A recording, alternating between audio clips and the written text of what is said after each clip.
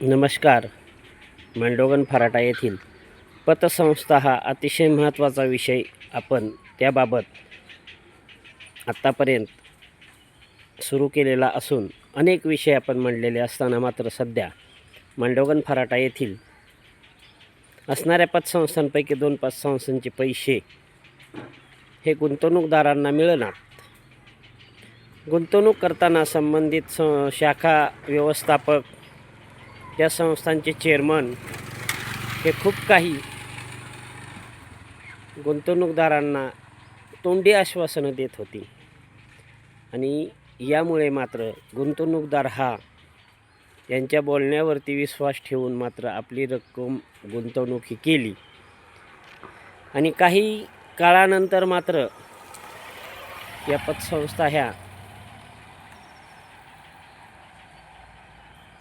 अवसानात निघाल्यासारखं झालं आणि 2 पतसंस्थांचे मात्र सध्या शटर खाली पडलेले असताना आपण जागृतीपर संदेश, व्हिडिओ, बातम्या बनवत आहोत आणि त्या दृष्टीने आपण 2 वर्षापूर्वी पतसंस्थांमध्ये ठेवताय सावधान असं आपण एक संदेश व बातमी पाठवली होती व्हॉट्सअपवरती आणि त्या व्हॉट्सअपच्या संदेशाला जे या भागातील गुंतवणूकदार आहेत त्यापैकी काहींनी तो संदेश हा मानून आपल्या रकमा त्यावेळीच काढून घेतल्या, परंतु काही जे जादा व्याजाच्या आमिषापोटी मागं राहिले ते मात्र आता पतसंस्था बंद झाल्यानंतर लटकले, फसले, गंडवले गेले आणि अशातच मात्र आपण त्याबाबत सतत पाठपुरावा करत असताना मात्र 2 दिवसापूर्वी एका पतसंस्थेच्या अध्यक्षाचा फोन आला. चालू असणाऱ्या तुम्ही ह्या बातम्या फेक करता, तुम्ही हे पोस्ट संदेश फेक पाठवता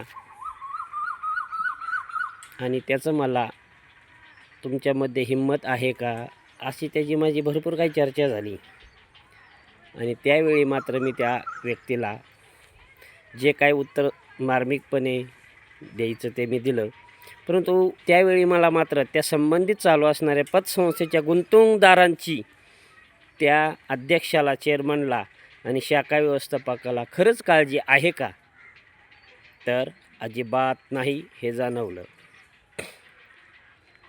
बरं, 2 पतसंस्थांबाबत आम्ही विषय मांडला, त्यांच्या बुडाला जाळ लागला. ह्या अध्यक्षाला धूर लागायचं काय कारण?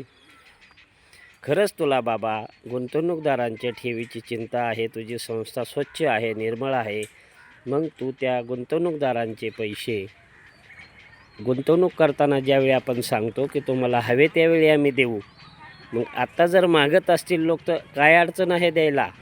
कशासाठी त्या गुंतवणूकदारांना सांगता आम्ही तुमची पैशाची हमी घेतो, आम्ही गॅरंटी सांगतो, आमची पतसंस्था डुबणार नाही, आमची पतसंस्था जाणार नाही, हे शाब्दिक सांगता. त्यासोबत आपण एखाद्याचे 1 लाख असतील तर त्या 1 लाखवाल्याला 2 गुंठे जागा आपण हमी म्हणून द्यावंच काय हरकत आहे? आपली प्रॉपर्टी आपण बेमटापासून सांगता, बेंबीच्या देमटापासून आपण सांगता की बाबा तुझे पैसे जाणार नाहीत, पतसंस्था बुडणार नाही. हो ठीक आहे ना, नाही ना बुडणार, कोण म्हणतं बुडणार, परंतु त्याला आपण कागदा पलीकडे काय देतो? फक्त कागद. त्याऐवजी आपण आपल्याकडं जर त्याची जी आहे रक्कम त्या स्वरूपात त्याला कर्ज द्या, तो मागणी करण ते, अथवा त्याला ती रक्कम त्याची मुदत संपल्यानंतर आपण दिलेली 2 गुंठे जागा ही पलटी करू शकता. त्यासाठी आपण शासकीय नियमानुसारची प्रोसेस पूर्ण करू शकता, परंतु असं आपण करू शकणार नाही.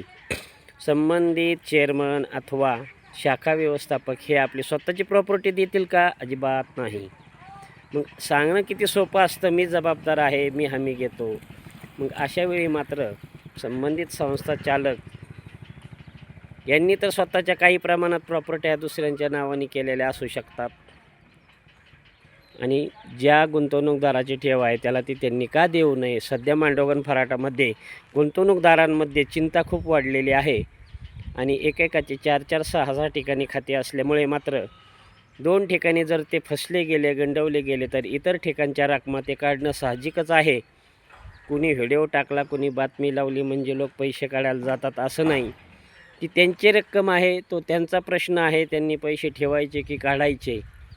परंतु जर खरंच तुमची पतसंस्था ही चांगली चाललेली आहे, मार्च महिन्यामध्ये तुमची वसुली चांगली होत आहे, तुम्ही मार्च महिन्यामध्ये कोणालाही कर्ज देत नसता आणि अशा वेळी जे जे लोक तुमचेच गुंतवणूकदार तुमच्याकडे जर रक्कम मागायला आले तर ती आपण का देत नाहीत?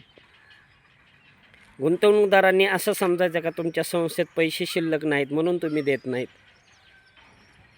आज अशी अवस्था झाली काही लोकांची, मुद्दलही गेलं आणि व्याजही गेलं. मग राहिलेल्या ठिकाणी ते लोक त्यांचे पैसे हक्काचे काढायला, कष्टाचे पैसे काढायला का समोर येणार नाहीत? ते येणार ना. परंतु त्या चालू असणाऱ्या पतसंस्थेच्या अध्यक्षाला काय वाटतं? एखाद्याने जागृतीपर संदेश टाकले म्हणजे लोक ठेवी काढायला यायला लागले. अहो, त्यांचा पैसा आहे, त्यांना समजतं ते 18 वर्षाच्या पुढील आहेत. परंतु अशा अध्यक्ष, शाखा व्यवस्थापक यांनी मात्र सध्या धसका घेतलेला आहे. आणि खरंच जर तुमची पतसंस्था ही चांगल्या स्वरूपातील आहे, चांगल्या पुरस्कार मिळवत असेल, चांगलं ऑडिट तुमचं होत असेल, तर तुम्ही या मांडवगण फराटा परिसरातील वयोवृद्धांचे, गोरगरिबांचे पैसे देण्यास का टाळाटाळ करता? तो प्रश्न त्यांचा आहे. पैसे कधी काढायचे, त्यांना ती रक्कम कधी हवी आहे, त्यांना इतर पतसंस्थांनी बुडवलं असेल तर ते आपल्या पतसंस्थेकडून पैसे मागणी करू शकतात. मग आपलं काम चांगलं आहे, आपली पतसंस्था चालू आहे, मग आपण पैसे का देत नाहीत? द्यावयास काय हरकत आहे?